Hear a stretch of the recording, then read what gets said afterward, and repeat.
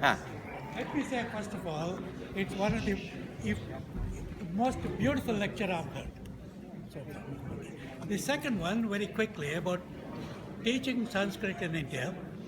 Recently, the HRT minister in India wanted to replace Sanskrit, wanted to replace German with Sanskrit.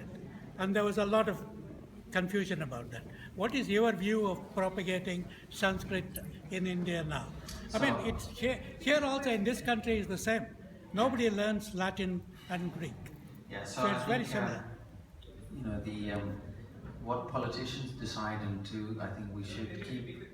Yeah, the question was, there's been talk in India about replacing German with Sanskrit. Should Sanskrit be on curriculum, not on curriculum? Here, Latin is not studied, so what's our view on that? Well, I think what we'll share is we should keep the politicians like thousands of miles away. Whatever they do, they do. I studied without any encouragement from the government or any curriculum. I tell you where this starts. One place, the home. Nowhere else. I was blessed. My parents created a certain environment at home. I call my Nana, my mother's father, we are both his students. He was my first guru. He gave me a love for Sanskrit through Urdu poetry. He said, Beta, tumhe isme Bhagwan milega. Governments come and go. You've seen it. Brexit comes and goes. Family stays. There's no one else who will pass your tradition on to your children other than yourselves. This is very important. If you bemoan the fact that our children are not learning our tradition, well, ask what can you do to give them that environment. Bhavan is here. Classes are conducted everywhere. We had guests who'd come from America, and we conducted my daughter's wedding last weekend.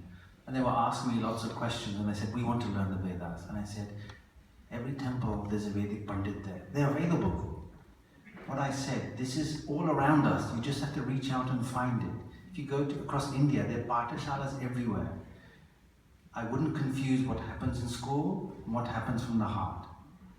But this, we will maintain our tradition if in our homes we create the environment, we create the incentive, and give our children a love. One of the most proudest moments of my life, in my daughter's wedding, she was reciting the mantras. We didn't have to prompt her for dharmecha, arthecha, kamecha, just came out. She knew, ab hame ye karna hai, wo karna hai. She was fully present in her own wedding. How often is your wedding a blur? She was there. And I just felt so lucky that she, having studied, she knew what she was doing. That would never have come from school curriculum. So, if you want to preserve your traditions, you create that environment at home and pass it on. Learn and pass on. Let's all move to the other hall, please.